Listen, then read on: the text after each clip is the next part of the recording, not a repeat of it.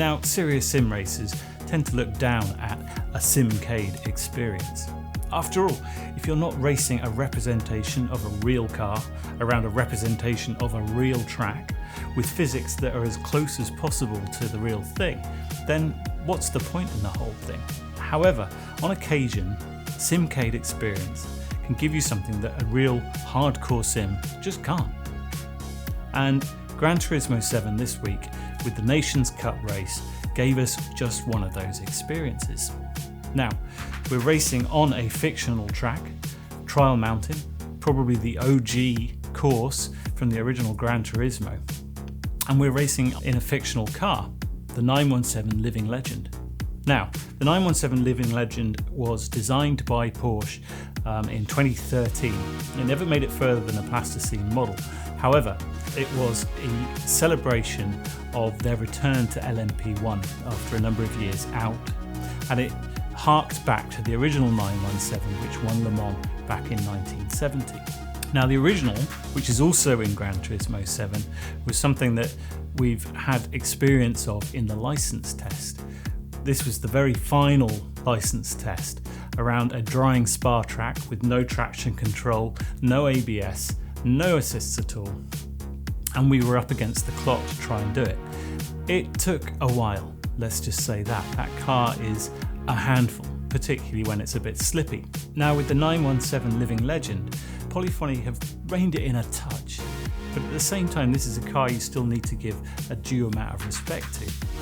And around Trial Mountain, with the fast sweeping corners, changes in elevation and limited runoff, you've got to be very careful to keep the car pointing in the right direction.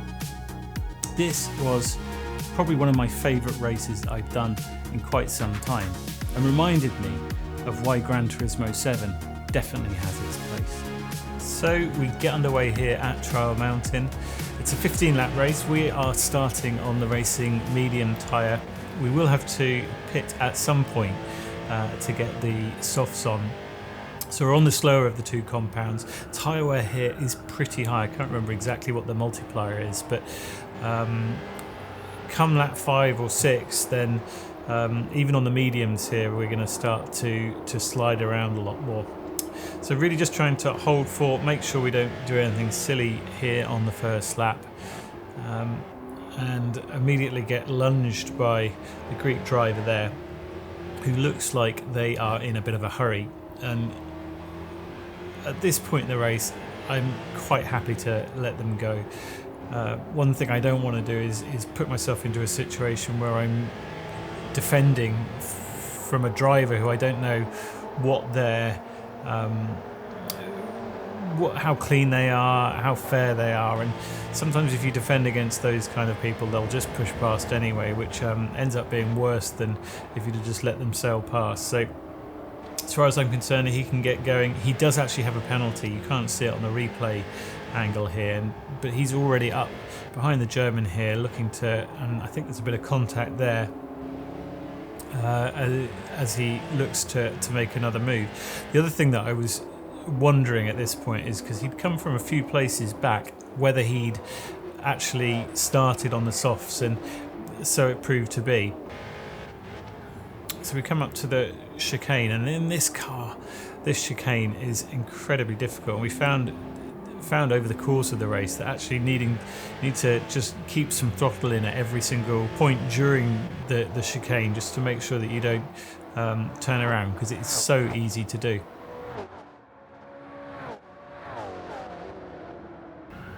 So we are back to 7th place, nothing gained, nothing lost, and doing okay really. The Swiss driver here a little bit slow coming around that very fast section at the beginning of the lap,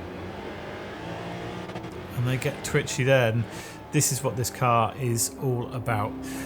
If you get onto the throttle too aggressively, then it will just power oversteer on you, and the German there into the wall through some understeer. I think about a move there, but he but back out of that at the last minute, as it's clear that I'm not going to be able to make it cleanly. However, I do have the toe coming down the straight, and assuming I can get my braking point here, we should have this one done. Just in the mirror there, you can see the Greek driver coming right back, so that penalty obviously didn't slow him up too much. By the looks of the little mini map at the top, we're at the front of quite a large train here. I suspect at this point that the guys in front of us are all on softs. Either that or they're just faster than us. But they have made a break for it. I'd say they're sort of 4 or 5 seconds ahead already. And there hasn't been that much fighting, so I suspect it is probably a tyre advantage as much as anything. So there we go. End of lap 2. We're up 2 positions now, up to 5th. And things are looking rosy.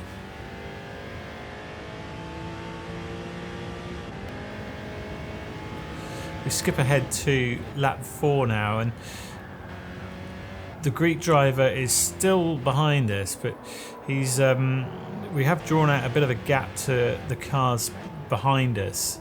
And he jumps straight up, and again, by this point I'm pretty confident that he's on the softs, and I know that he's going to go for moves, and the last thing I want him to do is to make contact with me whilst he does that.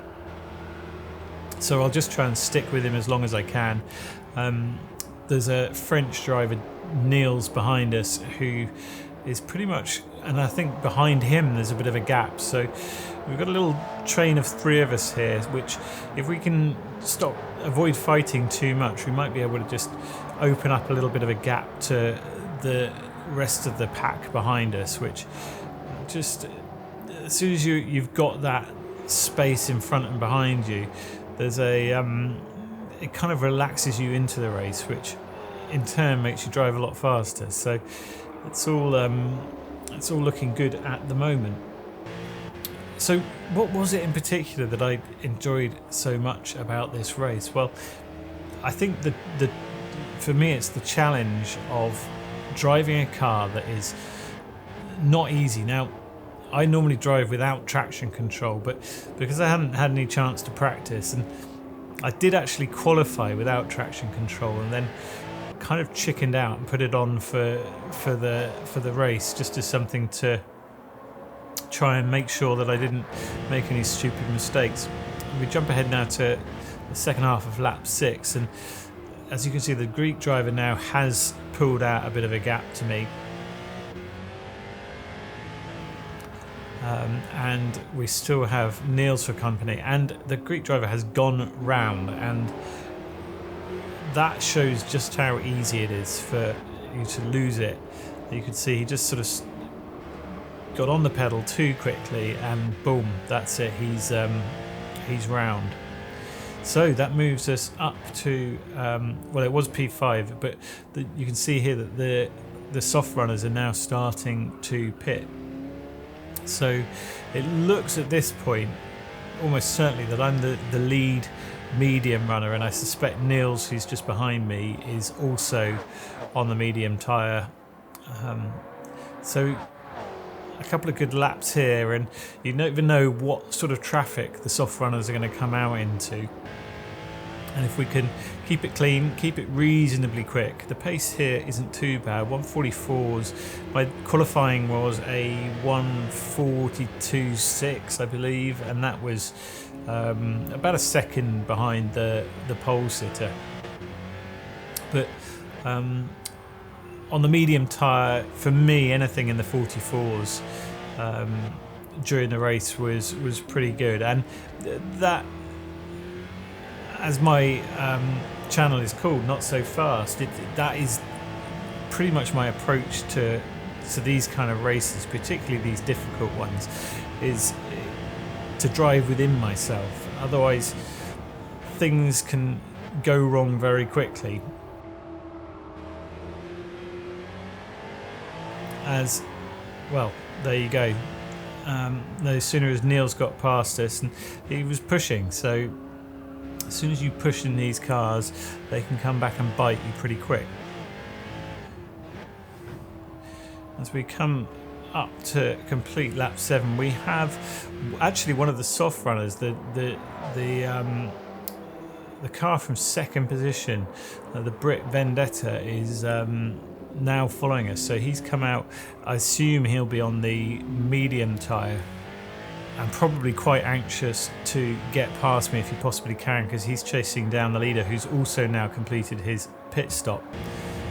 So we rejoin the action towards the end of the 8th lap here, and this will be our in lap. We're going to come in, get rid of the mediums, which are definitely starting to feel a little bit second hand, and switch on to some softs for the last 7 laps. And Vendetta is drawn up right up close behind us, but has been patient enough. He could have ruined both our races if he'd have been too anxious to get by. I suspect he knew that I was coming in at this point, so as we nearly lose it coming into the pits. So on with the softs, and we'll just have to see here what the traffic looks like as we come on out, and we resume in 6th position, just behind the Belgian Alain, and I'm pretty sure he was one of the soft runners up ahead of us. So first port of call is to try and see if we can close that gap up to him. Something that I was surprised about is how much time these soft tyres took to get up to temperature. You'll see me running wide on a couple of these corners straight out, because they seem to have less grip than the mediums, and take at least half a lap to actually get up to temperature. And that's something that we talk about Gran Turismo being a simcade, but it does at least model that kind of detail, which really adds to the interest to the race. And the whole tyre multipliers in this race really do lend themselves to some interesting tactics. You can pit a lap earlier if you need to try and do the undercut, or depending on what traffic is like, maybe stay out a little bit longer. And you'll notice up in front of us there's I think Cillian, the French guy, looks like the last runner who is still running on those mediums. And as we were closing in on the Belgian there, he does what everyone else seems to have done as soon as we've got close to them, and made a mistake. So that's a nice easy position for us, and we can start moving forward. So a couple of laps later, and we are close up now behind Cillian. He's still not pitted from those medium tyres, which he's not going to get the full use out of those soft tyres. I'm going to run these for 7 laps, and they're pretty much fine on lap 7. He's going to come out and pretty much only have 5 laps on the softs, so they'll have plenty of life left in them. He may have just decided that he wanted the clear track, and we'll see how that works out for him. So with 5 laps to go, we are up into 4th position, and we can see P3 just off into the distance. We're hop forward to lap 12, and we've closed the gap a bit further in lap 13, and we've pretty much halved that, and we're probably within a couple of seconds now.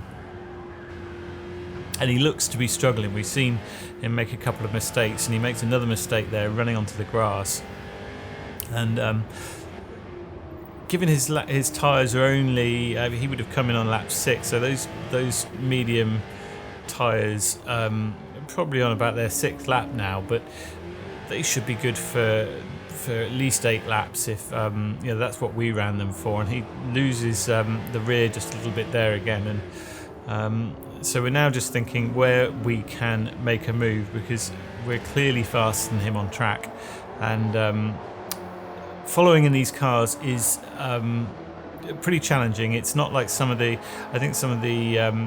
LMP cars, the prototypes, and the Formula cars, the Group 2 cars, can be really difficult to follow.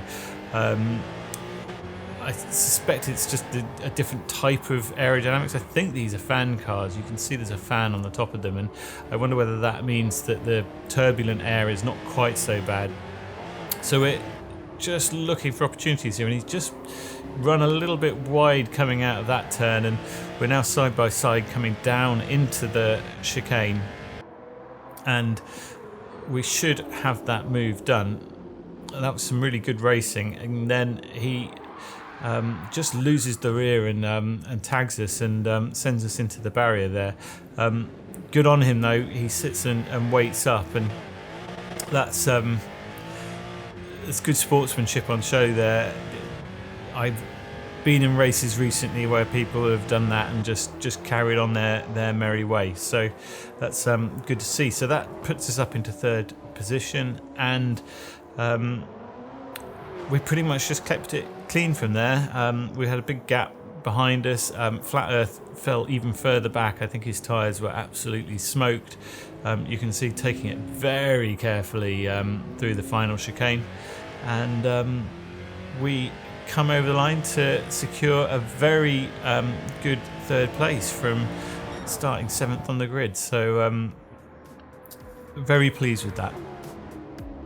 Hope you've enjoyed that one, and do let us know if you did this one, how you got on, and also what you thought about the combination, because for me it was just a nice, it's not a combination that we've had before, and because of that it immediately is giving you a challenge. It's not like having Group 3 around Suzuka or something like that where you immediately know all the braking points. It's something that you do regularly on a daily race, that yeah, okay, maybe the format is a little bit longer and the strategy is a little bit different, but with this race everyone was starting from scratch in effect, because I can't imagine too many people would have taken the living legend around Trial Mountain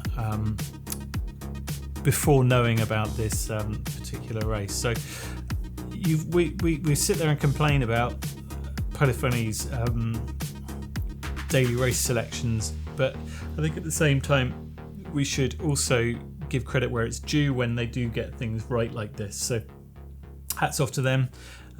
It's a great combo, and if they can keep doing races like this, I'll keep coming back.